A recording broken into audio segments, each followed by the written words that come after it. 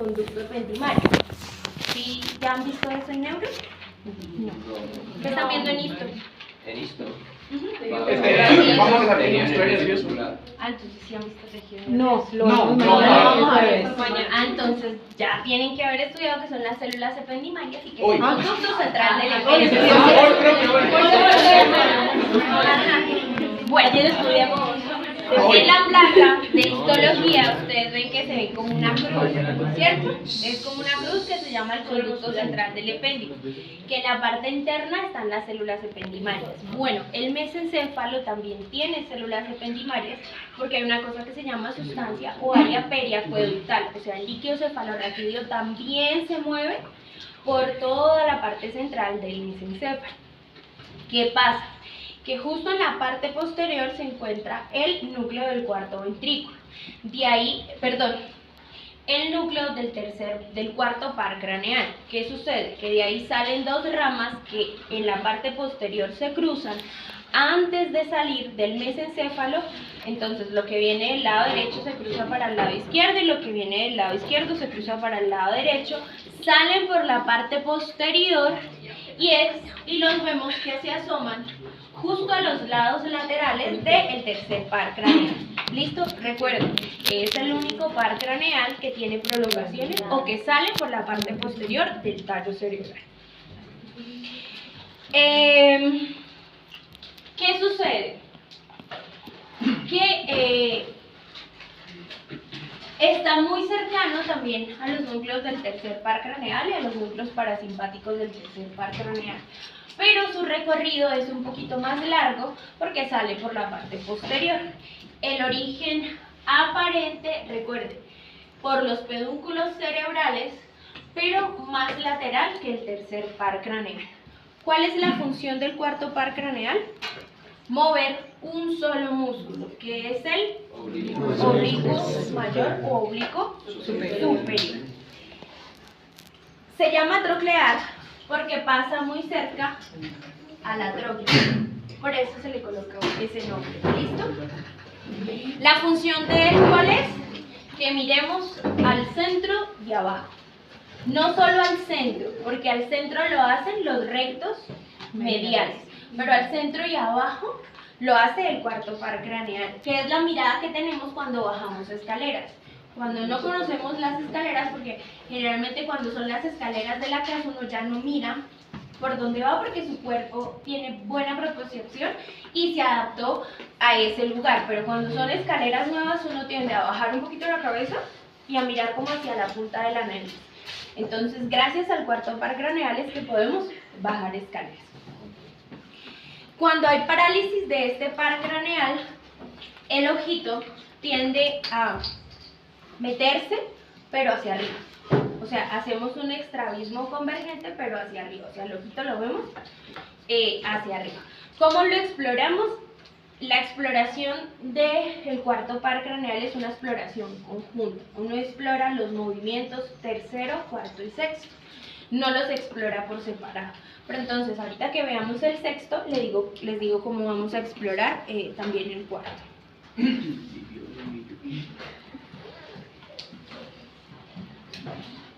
Bueno, el sexto par craneal es un par craneal motor puro.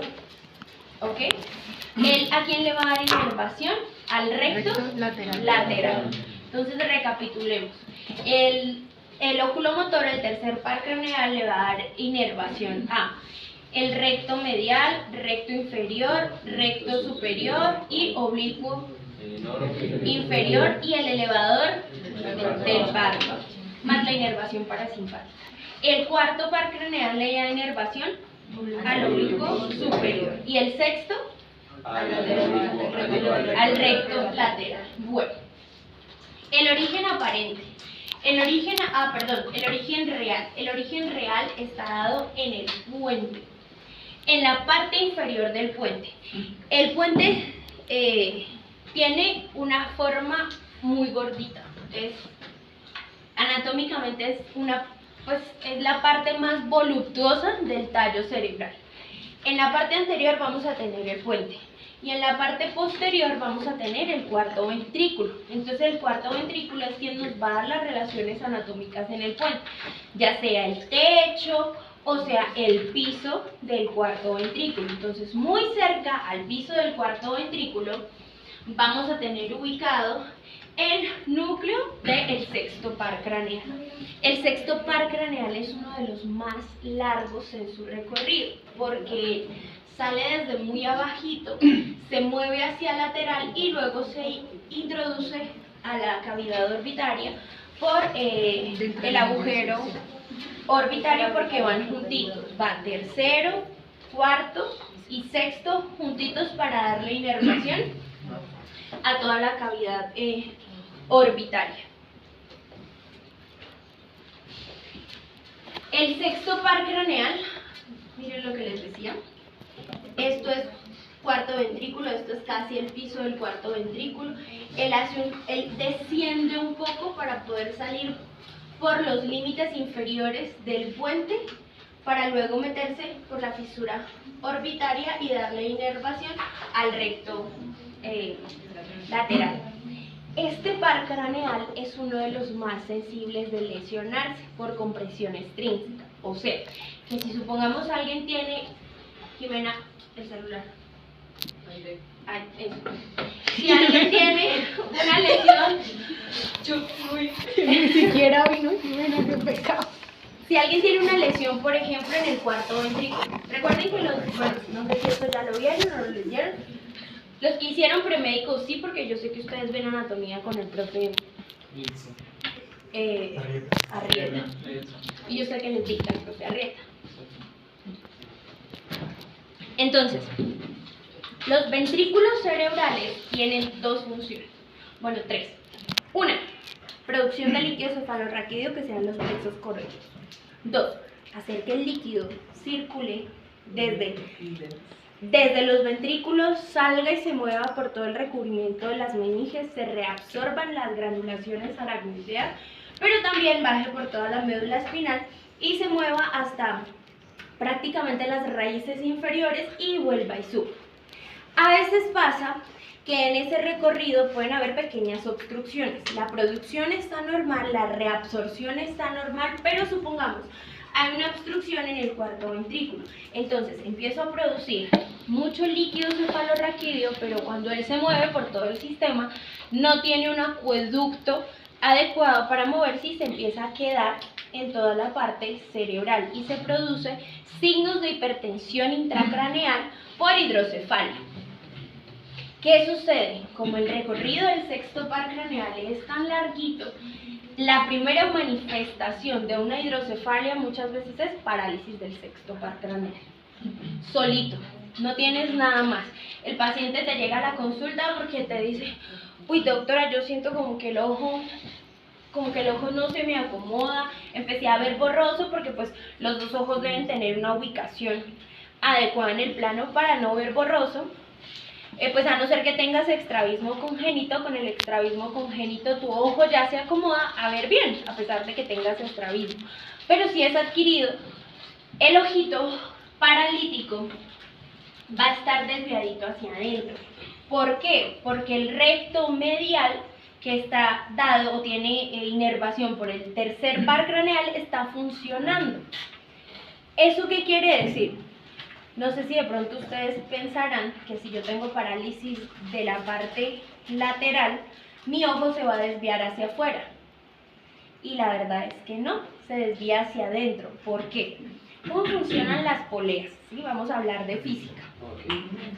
Y es que, pensémoslo como poleas. Los músculos en este caso van a funcionar como poleas, por decirlo de alguna forma. O simplemente por tensión, ¿sí? Si yo coloco un gancho en la pared y tengo un lazo de este lado y un lazo de este lado, pues me voy a sostener en el centro, porque tengo la misma tensión tanto del brazo derecho como del brazo izquierdo. Pero imagínense que mi brazo derecho es en la parte lateral y tengo parálisis del sexto par craneal. ¿Esto cómo va a estar? Flácido. Ya no voy a generar tensión, sino que como la tensión la voy a generar para la parte medial, me voy a ir hacia ese lado. Por eso el ojo debe tener fuerzas constantes, o los músculos deben tener fuerzas constantes en reposo para mantener el ojito con la mirada recta. Si un par craneal se contrae normalmente, pues me va a jalar el ojo hacia un lado y el otro va a quedar paralítico. Eso, por ejemplo, sucede en la parálisis facial. Se lo voy a adelantar antes de que se me olvide. Cuando tenemos parálisis facial, toda la cara paralítica está lisa, porque los músculos dejan de funcionar. Entonces, la sonrisa tiene doble inervación, los músculos de mi cara derecha y los músculos de mi cara izquierda. Entonces, el paciente con parálisis facial va a tener desviación de la comisura labial hacia el lado normal, porque no va a tener quien me sostenga el otro lado, ¿ok? Siempre la desviación de la comisura labial es contralateral al lado paralítico. ¿Entendido? Entonces, ¿cómo evaluamos tercero, cuarto y sexto? Diciéndole al paciente que mire arriba, abajo, a la derecha, a la izquierda, sin mover la cabeza. Solo moviendo los ojos, que suba los párpados, que baje los párpados. Acá no aplicamos la de señora aprieta los ojos para intentar abrirlos, porque quien hace la contracción de la parte externa del ojo es el séptimo par craneal. Acá simplemente lo que vamos a hacer es elevación del párpado, que debe tener cierto, o sea, si tú le dices al paciente que no abra los ojos, pues el párpado va a intentar no abrirse. En los pacientes con lesiones del tercer par craneal, tú ves que de pronto dejan el ojito así, no lo pueden cerrar adecuadamente. Pero no se confundan con la parálisis facial. Ahorita que les hable de séptimo, si tienen dudas, me preguntan de una vez. ¿Listo? Vamos para el quinto par craneal. El quinto par craneal se llama el trigémino. Tiene 3 componentes: una rama oftálmica, maxilar y mandibular. Él también es llamado el par craneal, o el quien da los territorios de los dermatomas en la cara. ¿Ok? Tenemos 3 ramitas, y esas 3 ramitas las ubicamos así. No se les olvide: oftálmico, maxilar y mandibular. ¿Listo? Como les decía, bueno, no les había dicho, es un nervio mixto, tiene inervación motora, tiene inervación sensitiva, y es uno de los pares craneales más grandes en su origen real. ¿Por qué? Porque tiene núcleos en el mesencéfalo, en el puente y en el bulbo raquídeo. Él es muy largo en su origen real y también es el más grande en su origen aparente. ¿Listo? Acá vemos las 3 ramas: oftálmica, maxilar y mandibular. Las 2 primeras ramas son sensitivas o son motoras. Sensitivas. Sensitivas. Y la tercera rama es motora. Es la rama que le da inervación motora para los músculos de la masticación. O sea que, ¿quién es el principal músculo de la masticación? El masseterino.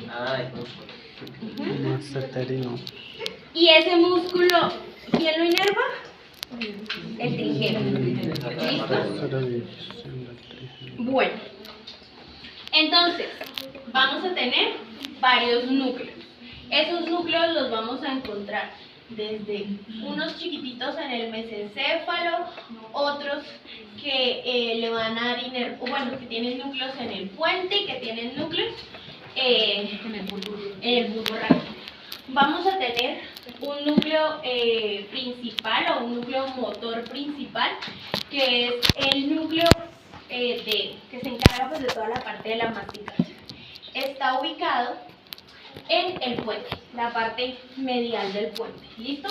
Vamos a tener otro núcleo, que es el núcleo que se encuentra, acá está mal señalado porque es más arribita, esto es mesencéfalo, un poquitito más arriba, que es el núcleo, se llama así, núcleo mesencefálico del trigémino, es sensitivo. Tenemos un núcleo accesorio, un núcleo espinal, por decirlo de alguna forma, y ese núcleo también es un núcleo sensitivo. tenemos varios núcleos altamente sensitivos, o sea, los núcleos que les nombraba anteriormente van a tener un origen motor y un origen sensitivo, o bueno, van a dar inervación motora o sensitiva. ¿Eso qué quiere decir? Que las fibras, vamos a tener fibras tanto aferentes como eferentes. Importante, cuando hablamos de sensitivo, es todo lo que recoge de la parte externa: presión, vibración, temperatura, nocicepción, que es dolor. O sea, cuando ustedes lean y vean receptores nociceptivos, son receptores de dolor. Van a tener recolección de también temperatura, ya lo dije. Sí. Temperatura, dolor, vibración, sensibilidad superficial, que es cuando te acarician, y sensibilidad profunda, que tiene que ver con la vibración. Y ya, dolor, ya lo dije, ¿no? Bueno. Entonces, ¿qué pasa con estos núcleos?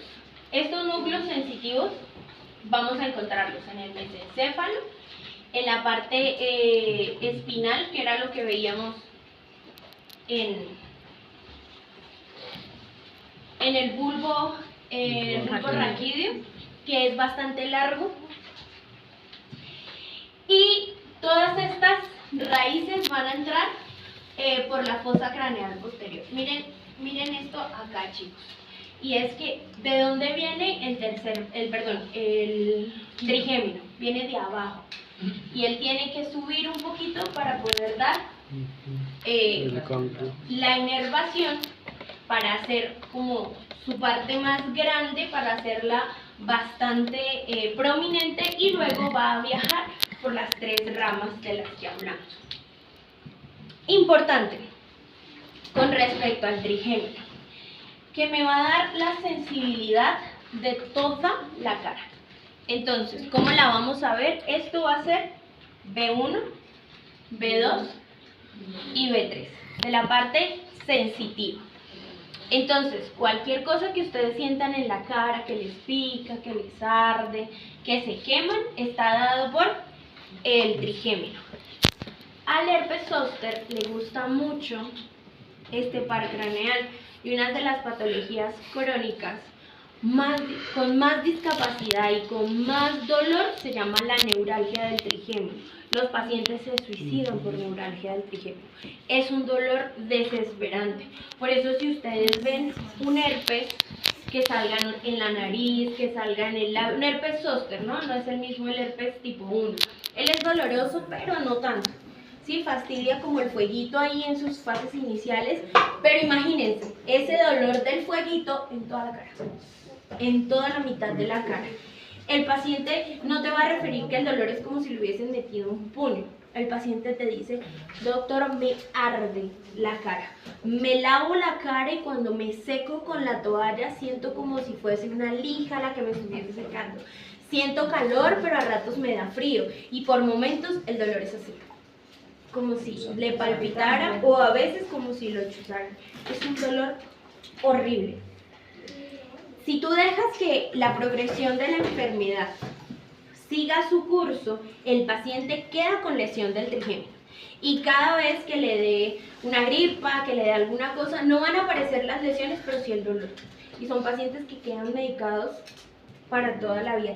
Es más, si es una persona que se dedica, qué sé yo, a una oficina, o si es un profesor, puede llegar a tener pensión por neuralgia del trigémino, porque el dolor es incapacitante. Bueno, entonces, ¿el origen aparente dónde es? En las alas o en la parte lateral del puente, y ahí van a salir las 3 ramas. Recuerden que inicialmente es como si fuese una manito. Viene el nervio, toda la parte palmar, es la parte más gruesa del trigémino, y da sus 3 ramitas: oftálmica, maxilar y mandibular. El trigémino, su número romano es el 5, ¿cierto? O la B.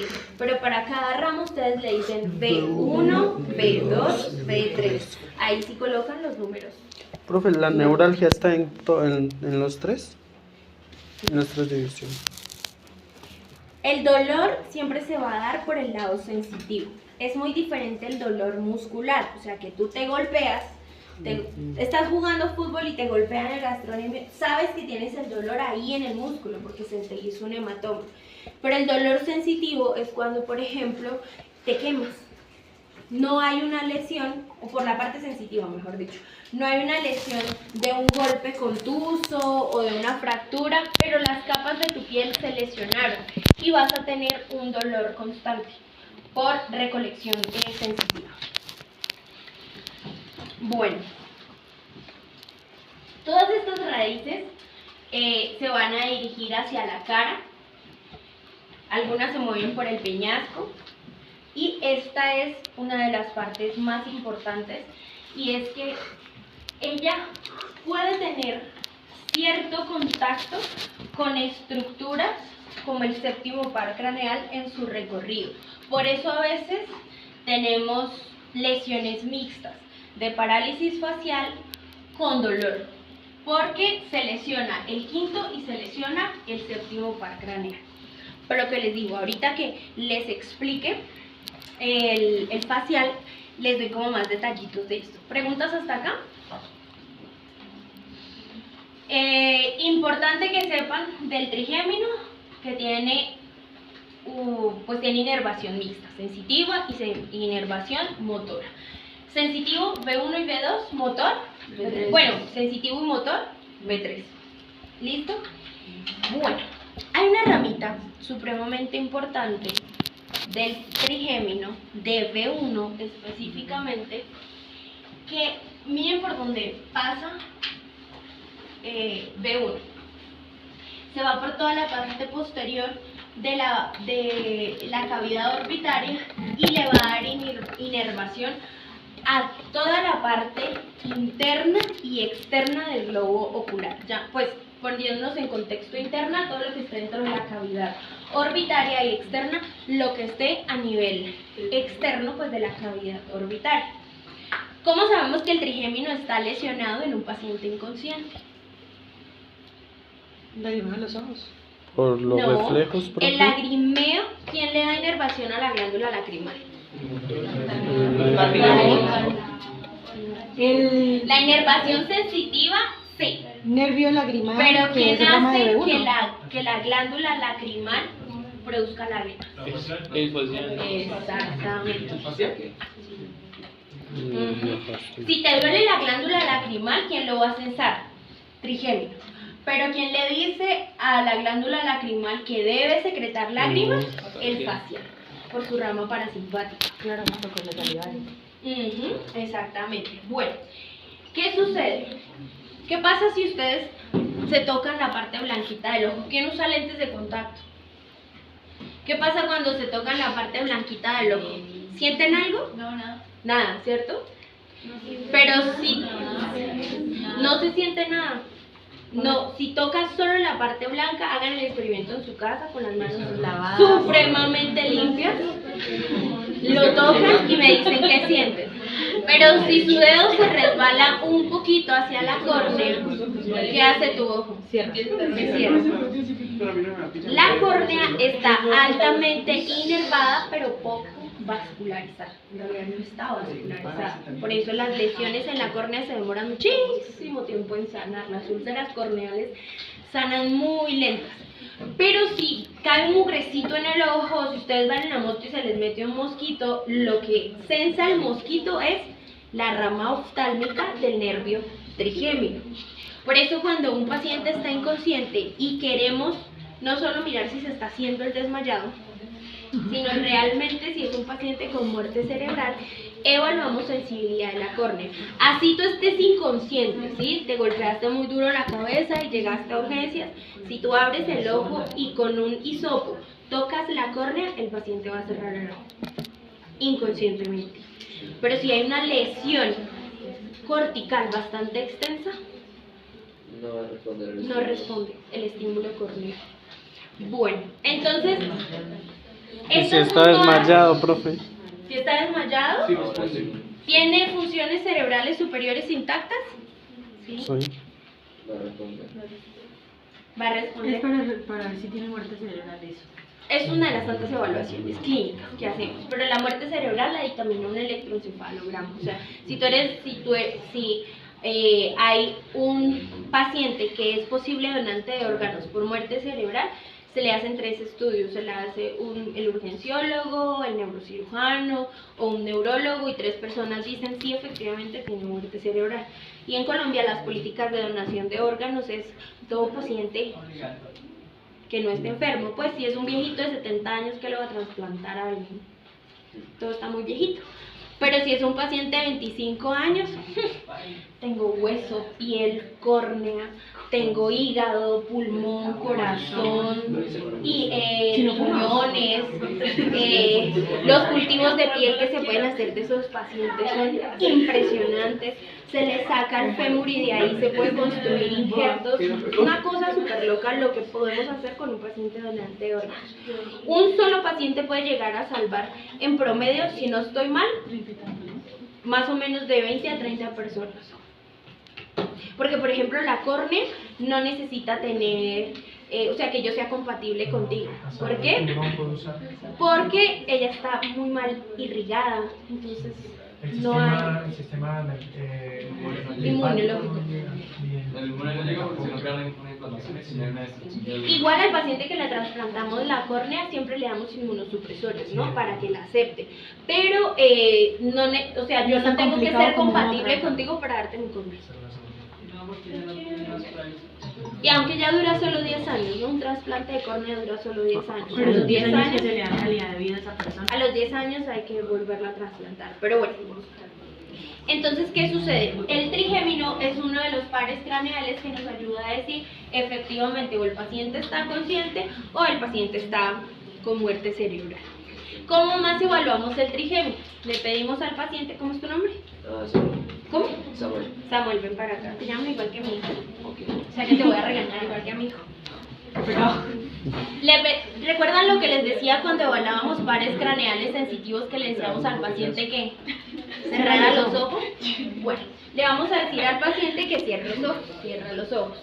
Evaluamos simetría. Entonces pueden hacerlo con una plumita, con los dedos, con lo que quieran, pues sin rayar o coger un lapicero. Y le vamos a decir si la sensibilidad es simétrica, o sea, si siente cuando le toco la frente, cuando le toco los cachetes o cuando le toco la mandíbula. Haciendo la misma presión a ambos lados. También evaluamos frío, calor. No evaluamos dolor en un paciente consciente, por favor.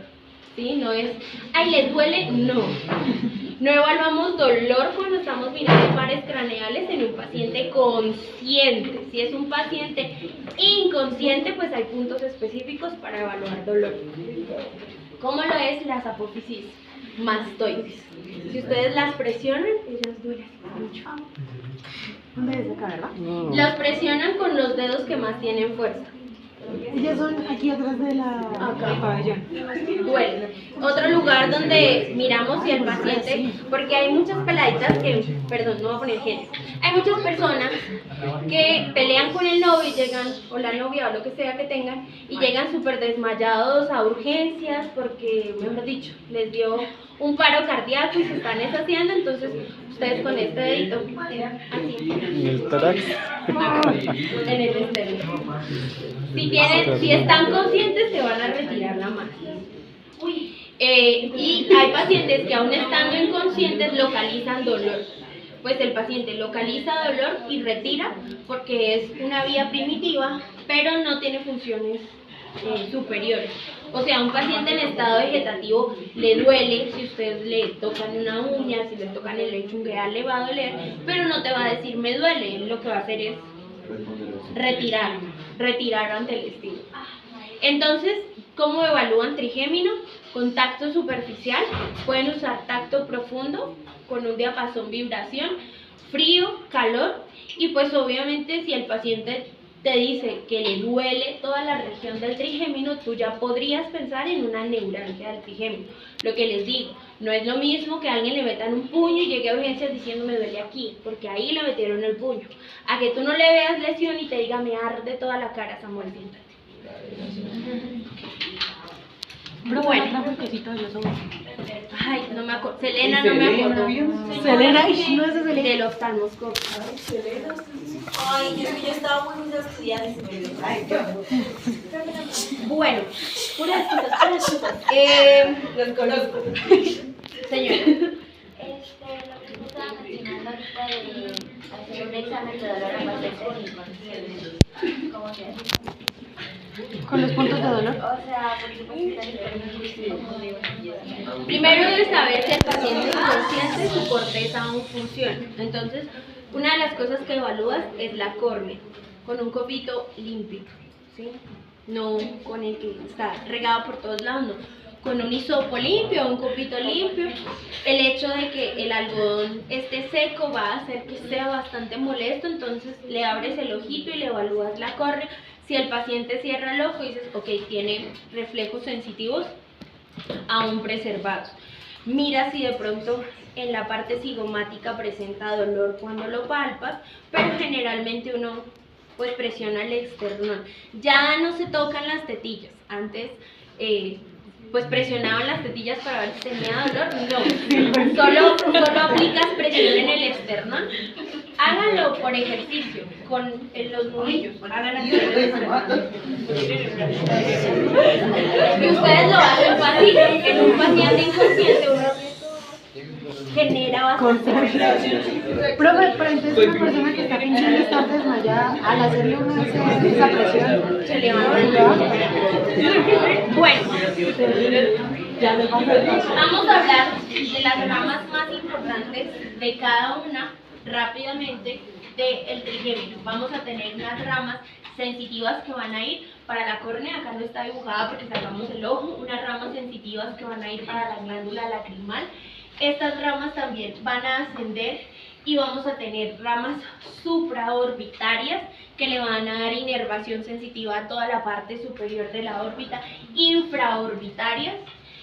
Vamos a tener una inervación algo compartida en toda la parte medial de la nariz, una que va a estar dada por los nervios que van a inervar la parte superior de la nariz, pero también B2 le da inervación sensitiva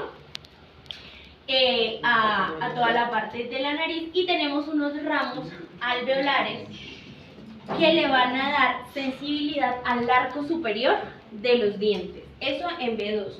En B3 vamos a tener ramas que le dan sensibilidad al arco inferior de los dientes, pero tenemos unas ramas motoras que le van a dar inervación motora a todos los músculos de la masticación.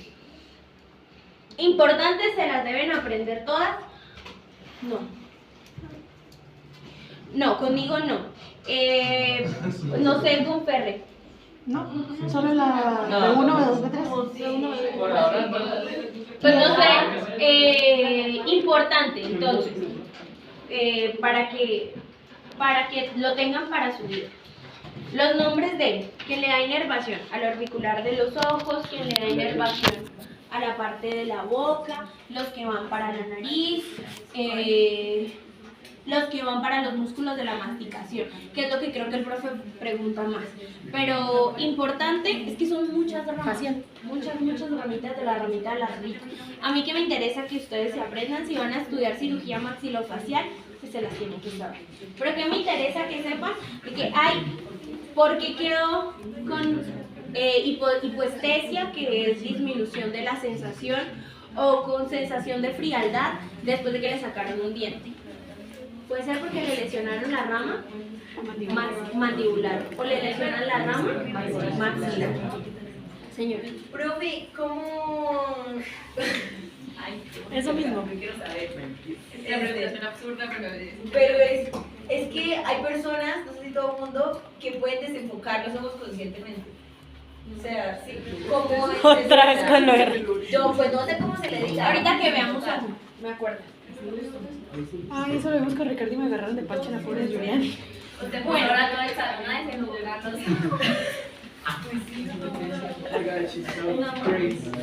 Estas tres ramas, estas tres divisiones son las que yo realmente necesito que ustedes se aprendan, ¿sí? De cuando les hable de la rama oftálmica, sepan en dónde de dónde recolecta toda su información sensitiva, de la rama maxilar de dónde y de la rama mandibular de dónde. Que sepan que la tercera es mixta. ¿Listo?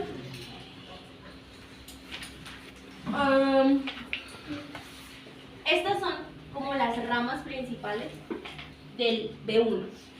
Lo que les decía, tenemos una rama frontal o que va a tener una rama supraorbitaria que le va a dar inervación sensitiva a toda la parte anterior, tanto de los ojitos en su parte, bueno, de los ojos no, sino de la fosa orbitaria, o la cavidad orbitaria en su parte anterior y en la frente. Tenemos un nervio nasociliar. Este nervio nasociliar, ¿de qué se encarga?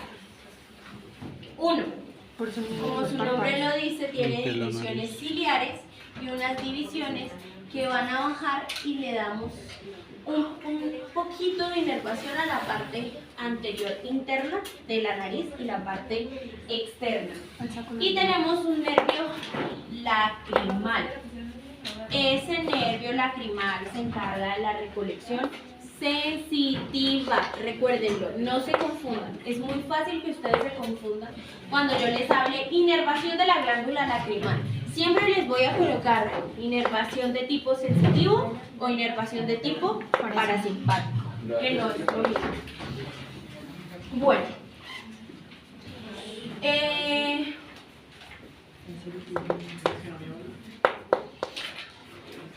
estos ramos, los ramos del segundo par craneal,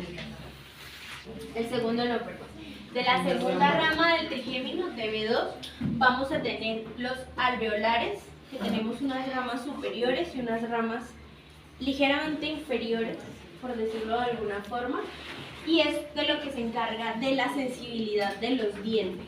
Importante, ya sabemos que los dientes, tanto por su rama maxilar interna, tienen una alta irrigación y tienen una porción de inervación bastante amplia. ¿Eso qué quiere decir? Dos cosas. Primero, que si tenemos infecciones dentoalveolares, hay que prestarles especial atención, porque se pueden transformar en una celulitis y también en una lesión a nivel cerebral. Y dos, que cuando un diente duele, les duele toda la cara. No sé si ustedes han tenido lesiones en los dientes que requieran conducto o que hayan requerido algún trato especial o simplemente se les cae una calza. El dolor se mueve prácticamente por toda la rama del trigémino. Por eso a veces, si ustedes tienen un proceso en las partes posteriores de los dientes, van a sentir el dolor casi en el ojo. O cuando sacan, supongamos los caninos, aunque ya no se sacan los dientes, el paciente siente como si le sacaran el ojo con la extracción del diente. Importante, estos nervios están todo el tiempo en constante sensibilidad con las personas que tienen brackets, porque nosotros movemos todo el proceso dental dentro del hueso, por eso es que al principio tienen esa sensación como que mastican y que todo se siente como blandito, y también cuando tienen presión más en un arco dental que en el otro, esa sensación de dolor. Bueno, Eso puede ser cuando uno todavía tiene los cordales. es que a veces no dan mucho espacio, pero ellas sí lesionan bastante, y lesionan bastante es la encía cuando empiezan a abrir. Por el espacio uno mismo se muerde la encía. Bueno, la rama mandibular o la última rama del trigémino B3 tiene un componente sensitivo, como les dije hace un momento, y tiene un componente motor. Importante, le da inervación a toda la parte de los músculos de la masticación, al plexo dentario inferior, que son uno de los más importantes, y vamos a tener unos ramitos meningios que van a regresar hacia las meninges. Por eso es supremamente importante que cuando ustedes tienen lesiones por herpes zóster en la cara, hospitalizamos al paciente. ¿Por qué? Porque si toman cualquiera de las ramas sensitivas del trigémino, entra fácilmente al cerebro. ¿Preguntas hasta acá? ¿No? Bueno. Evaluamos el trigémino como lo vimos con su compañero. Ya el sexto par lo vimos. Ahora vamos para el séptimo. El séptimo par craneal es el mismo nervio facial. Acá les adelanto algo importante. Y es que la glándula parótida, que es una de las glándulas más grandes que tenemos en la cara, en toda la parte lateral, abraza al séptimo par craneal. Pero el séptimo par craneal no le da inervación a la parótida. ¿Listo? ¿Qué sucede? El séptimo par craneal es bastante larguito, pero él es bastante extracraneal. Si se fijan, los otros que estábamos mirando tienen un componente, ya sea por los orificios o tienen un componente intracraneal o muy cercano al cerebro. A diferencia del séptimo par craneal, que vamos a mirar, que él tiene un componente bastante externo. Por eso lesiones en el séptimo par craneal generalmente no me llevan a pensar en algo arriba, con una diferencia que se las digo ahorita al final. Bueno, el séptimo par craneal tiene funciones motoras, tiene funciones parasimpáticas también y neurovegetativas, porque tiene inervación parasimpática. ¿Hacia dónde? Hacia las glándulas salivales y a la glándula lacrimal. Pero la parótida no la inerva. Recuerden eso. ¿Qué sucede? Que vamos a tener un componente también sensitivo alrededor del oído, muy cercano al conducto auditivo externo, que no sé si alguien ha tenido en su familia a alguien que haya presentado una parálisis facial. Fue como presentó la parálisis facial sola y ya, o se quejó de dolor en las fases iniciales y nunca le dolió el oído, nada. A mi abuelo sí. Se quejaba de dolor en el oído. ¿Y de qué más se quejaba? También decía que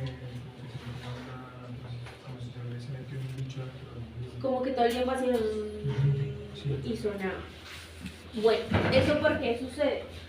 Por el lugar en el que sale el séptimo par craneal. Le va a dar inervación sensitiva, muy poquita, a todo lo que tiene que ver con el conducto auditivo externo y la piel muy cercana al pabellón auricular. El resto tiene un componente motor, que es el que permite que alcemos las cejas, bajemos las cejas, podamos apretar los ojos, podamos inflar los cachetes, silbar, dar un beso, sonreír. Todo eso lo hace el séptimo par craneal. Y que tengamos salivación y lagrimitas también lo hace el séptimo par craneal. Bueno, entonces vamos a tener también varios núcleos en su origen real. Vamos a tener, señor. Señor. Porque la parótida la inerva y los usaron. ¿Por qué? Porque Profe, las glándulas de pero las submandibulares, submentonianas, todas las hace el séptimo, pero la parótida, ella abraza y contiene al séptimo par, pero el séptimo par no lo inerva.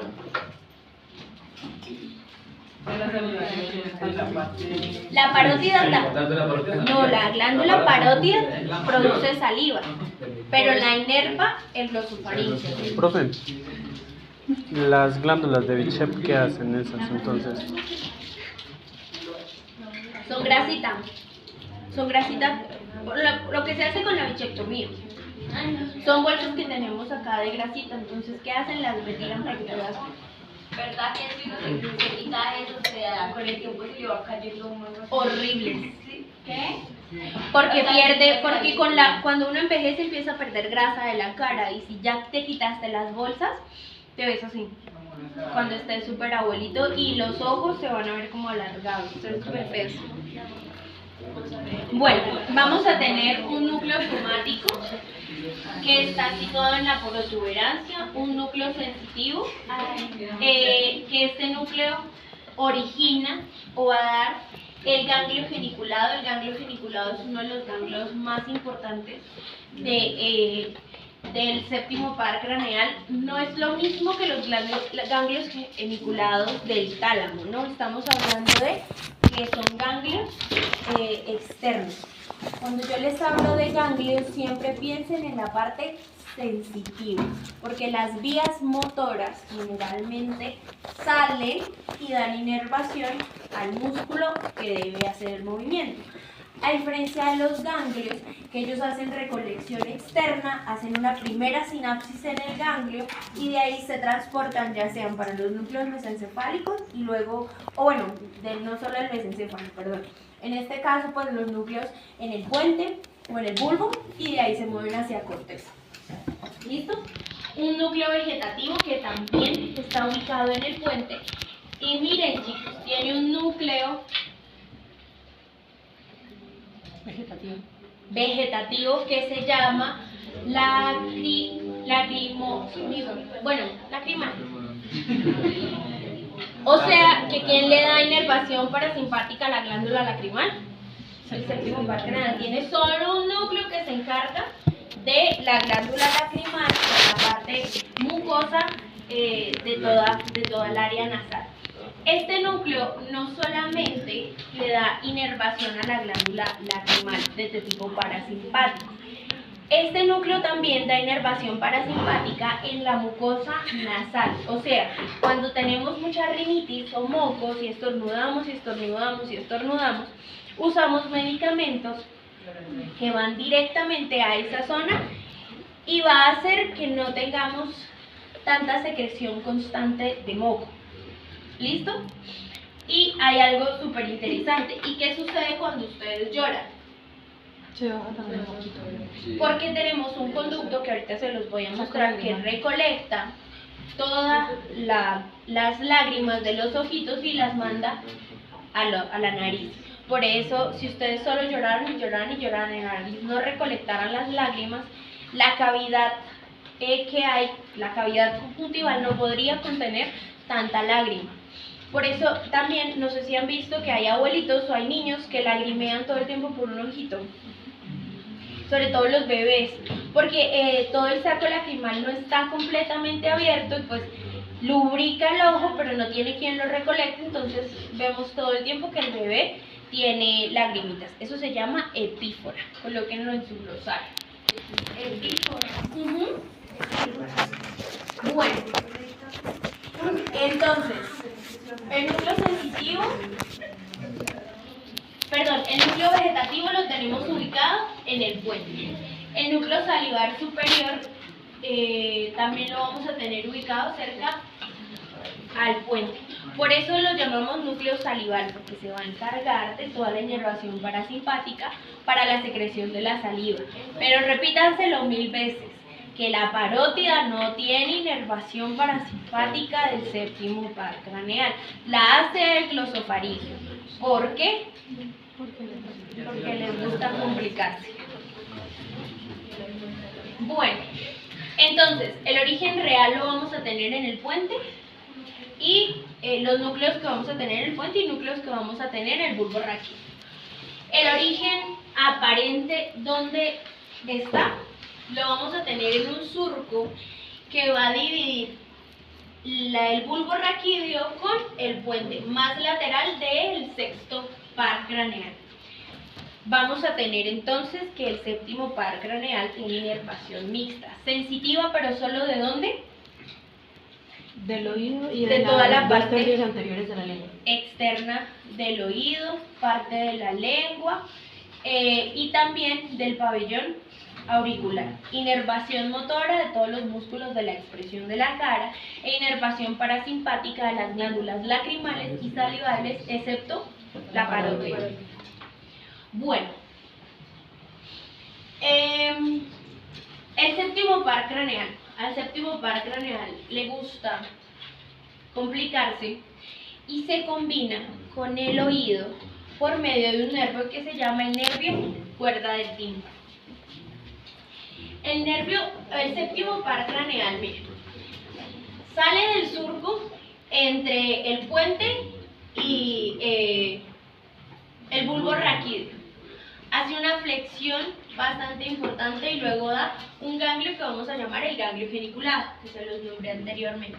De ahí sale una rama que se va a meter por la parte posterior del peñasco y se inserta y pasa muy cercano al tímpano, por eso se llama el nervio cuerda del tímpano. Y sale por la parte anterior de la mastoides y luego se va a girar para venirse a toda la parte de la cara. Por eso, cuando hay parálisis facial, generalmente hay dolor en el oído y hay sensación de malestar en el oído, como de plenitud aural, que es esa sensación de que cuando a uno se le tapa el oído y como que no escucha muy bien, o tinnitus, que haya el sonido constante todo el tiempo. Dolor en la región externa del oído y luego se presenta la parálisis facial. Generalmente eso está asociado también al virus, al herpes zóster, que le gusta quedarse muchas veces en el séptimo par craneal y produce toda la parálisis facial periférica, porque hay dos tipos de parálisis facial. Entonces, el séptimo par craneal se conecta con el octavo par craneal por el nervio cuerda del tímpano. ¿Listo? Ese es el que da el ramito hacia el oído y luego sí el ramo que va a salir a la parte externa normal del séptimo par craneal. Cuando ustedes miren más de cerca imágenes del séptimo par craneal se dan cuenta que viene el nervio, el séptimo par craneal, y el cuerda del tímpano viene pegadito pero solito. Él no se junta con el resto de fibras del séptimo par craneal. Bueno,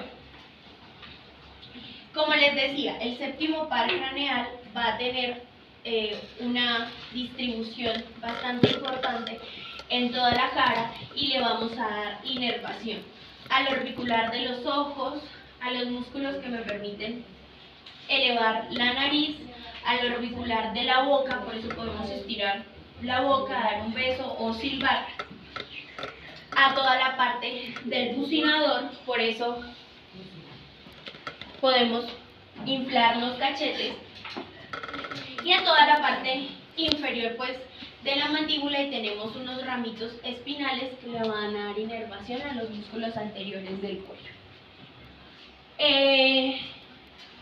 Cuando veamos parótida, para no complicarnos ahorita tanto, vamos a ver un poquito de cada distribución del séptimo par craneal, pero estos son los ramos más importantes del séptimo par craneal. Son 5 ramos: un ramo temporal, cigomático, bucal, mandibular y cervical. Esos son los troncos del séptimo par craneal. Esto es una parálisis facial completa, una parálisis facial periférica.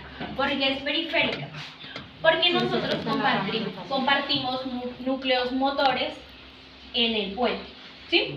Entonces, ¿qué pasa? Si es una parálisis facial periférica, todo el nervio de ese lado se lesiona. Pero si es una parálisis facial central, vamos a tener lesiones a nivel cortical, motor, pero las primeras ramas, la rama, me vuelvo hacia acá, la rama temporal no comparte el mismo núcleo. O si se lesiona un núcleo de un lado, las ramitas que salen nucleares pueden seguirle dando inervación a la parte superior de la cara. Entonces, exactamente, entonces la diferencia entre una parálisis facial central y una periférica es que el paciente con parálisis facial periférica no puede mover la mitad de la cara, y el paciente con parálisis facial central no puede mover la parte inferior de la cara, puede cerrar los ojos. Ustedes dirán, ah bueno, entonces es más sencilla la que no puede mover, la parte inferior de la cara. No, porque hay lesión en la corteza.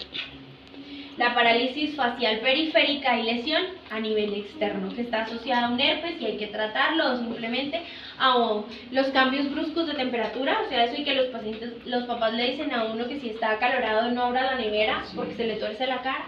Sí, el séptimo par craneal es sensible a los cambios de temperatura y pueden tener parálisis faciales por cambios bruscos de temperatura. Entonces, Profe, bañar las personas con fiebre, Señor, bañar las personas con fiebre, es que en algunos casos dicen que es ¿con bueno, qué agua lo vas a bañar? Primero que todo.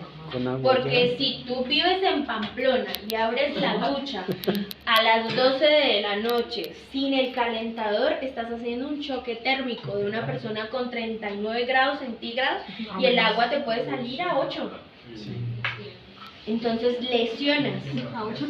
Pero si tú bañas a la persona en agua tibia a unos 27, 28 grados y tiene temperatura de 39, le estás bajando apenas 10 grados.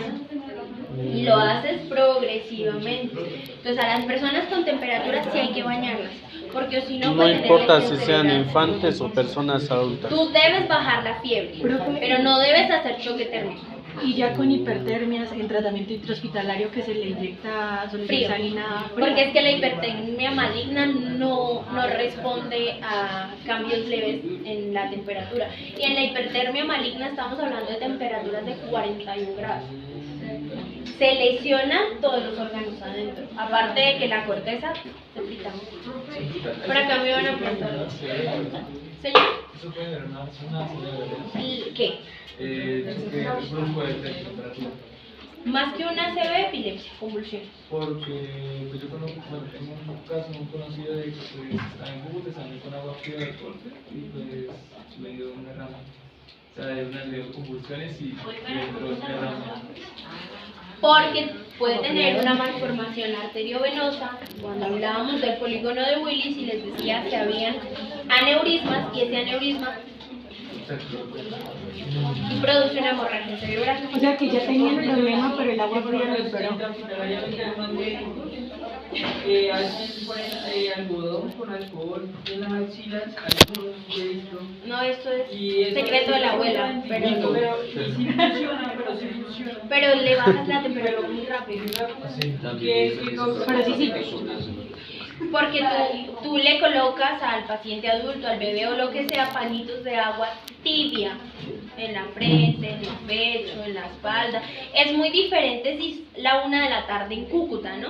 Y abres la llave. Pues esa llave está con 27 grados, 28 grados.